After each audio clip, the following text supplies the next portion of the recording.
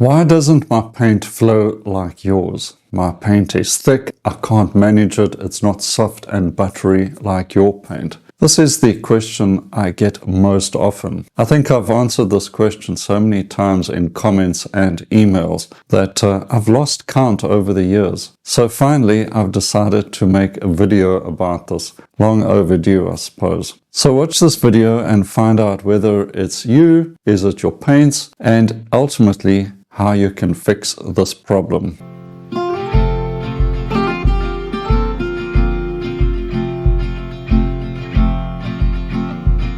Okay, we know how difficult it is to manage thick, tough oil paint. When you get that on your palette and you're fighting it throughout the painting process or trying to mix color, it's incredibly frustrating. And then you watch one of my YouTube videos and you see the paint going on like soft, warm butter and you wonder, what paint have I got? Okay, so I'm going to show you a few different paints on my mixing palette and discuss what's the problem or what's good about the paint, and where the paint is not working out for me, how I can soften that paint. So let's have a look at student versus artist quality paints. Here are three typical student brand paints, and they're not necessarily bad, but they're just a little more challenging to work with. This one's a bit thicker still. And let's try this one as well, which is kind of sticky and just seems to stick to the brush. Now with two artist quality paints, and you'll immediately see how nicely and buttery they just seem to flow along. No problem at all. Really beautiful and soft. So with those student paints, how to fix the situation? So let's have a look at these two. The top one here is a little firm, not too bad, but still this one is a lot firmer. Doesn't necessarily mean it's a bad paint, it's just challenging to use. So I use linseed oil. And I literally apply a few drops. Right, so this one is thicker, so I'm going to apply 4 drops, 2 into the paint, and I'll put 2 just next to it, and I can add them if necessary. Clean the painting knife off.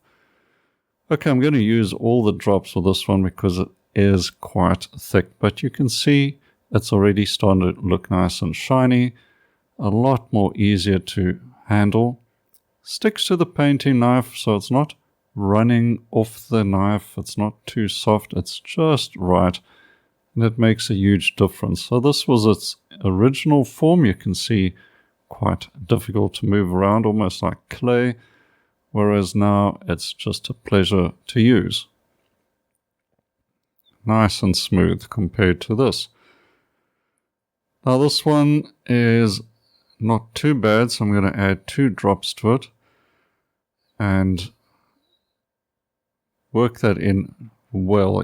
All the oil must be worked thoroughly into the paint, and now it's smooth and buttery. The problem is if you add too much. So here I've got the 2 that are in there already, and I've added about another 4 or 5, and now it's breaking down the consistency of the paint and destroying the binding nature of the paint. You want the pigment to hold together, not fall apart on the brush, and you can see it's almost transparent now. What about solvents? Can I use solvents to break up the paint? Here's Artist White Spirits, and if I dip some in there and put it into the paint, it turns it into this watery slop that is really useless, except perhaps to tone some panels and then wipe it all off. You can see it just drips off. So the short answer is no solvents should get into your paint, and if it's on your brush, dry the brush off as well as you can, and it'll still then might be usable.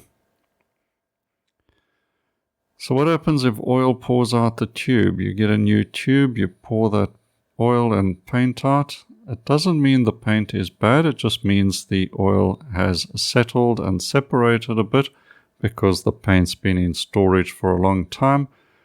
Just mix it up again and it'll be perfectly fine to use. So a brief comparison just by looking at the paints. You can see here's Rembrandt Artist Paints and My Mary Puro.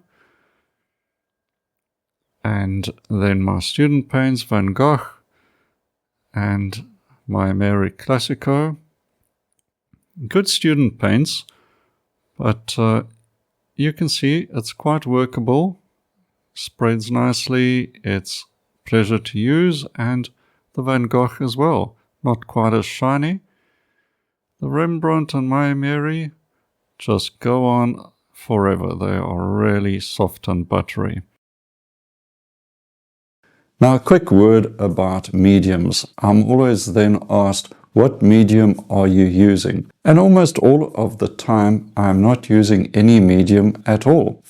So why is this? Why am I not using mediums? Well, I've discussed this before and I've received so many complaints and people not happy with my answer and defending the use of mediums. So I have no problem if you prefer to use mediums. I simply don't find them necessary. What about Liquin? I never use Liquin, and I believe it really is intended to have a specific function like speed up drying time and perhaps help with glazing and things like that. But for most artists who are learning about painting, or perhaps impressionist painters, seldom if ever need something like Liquin. I would rather use that money and buy better quality paints or some brushes. So when do I use a medium? The only medium that I'm using is linseed oil. Now I have used a few others over the years, things like non-toxic mediums and things like that. But I run out of that and I don't find the need to replace them. Ultimately, linseed oil does the trick. Why is this? Well, oil paint comes with linseed oil for the most part. There are a few with other types of oils in them, but for the most part you're going to get linseed oil mixed in with the paint pigment. If your paint is thick, I use a little bit of linseed oil, and by working that linseed oil into the paint is turned into a beautiful consistency. No problem with that, and I want oil paints to dry slowly. In my style of painting, I don't need to paint in many thin layers and try to get them to dry as quickly as possible. It's simply not necessary. And when I do occasionally want to have a few layers on the painting surface to dry, I will usually use acrylics. Start the painting, block it in acrylics, develop it how I want, and when I'm happy, let that dry and I'll paint over it with oils. So that's a little technique that really works very well for me. Have a look at the brushes you are using. If you're trying to paint with thick layers of paint and impastos and basically an impressionist approach, you're going to find that using a bristle brush is going to be the best option. Bristles are stronger, they are springy, and it's easy to scoop paint up and lay it on and lift off the brush, and the paint goes on very nicely. If you're going to use sable hair brushes, which are very soft, not as springy, and try to paint in that impressionist manner, you're going to fight that paint. It's going to be a struggle to get paint on the brush. It's going to be a struggle to get that off the brush onto the canvas. So use the right brush for the job.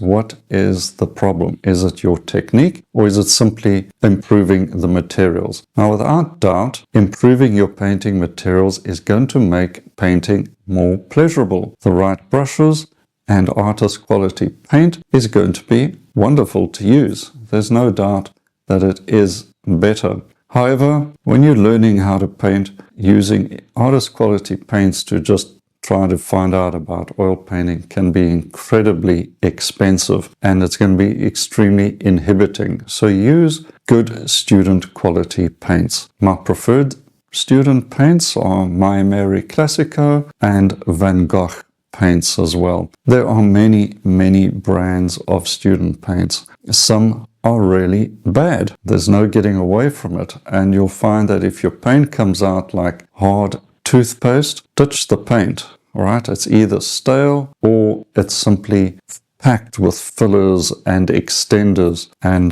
it's just a cheap paint that is going to give you a lot more frustration. And of course, we all have that Frankenstein tube of paint lurking in the back of the drawer. We haven't touched it in 5 years, and it's all hard and crusty, and the paint is over. Okay, you can throw that one away. If you do purchase old quality stock from a paint store and the paint is really of a bad consistency and it's lumpy and there's hard bits in it, take it back to the store.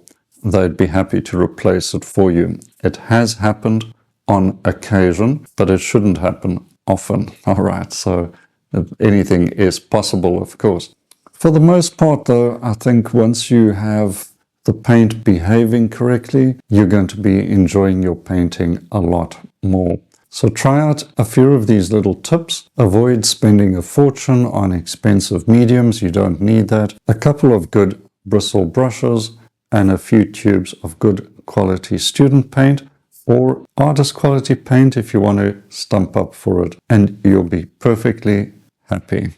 Well, I hope these tips have helped you and also settles that question of why my paints seem to flow along so nicely.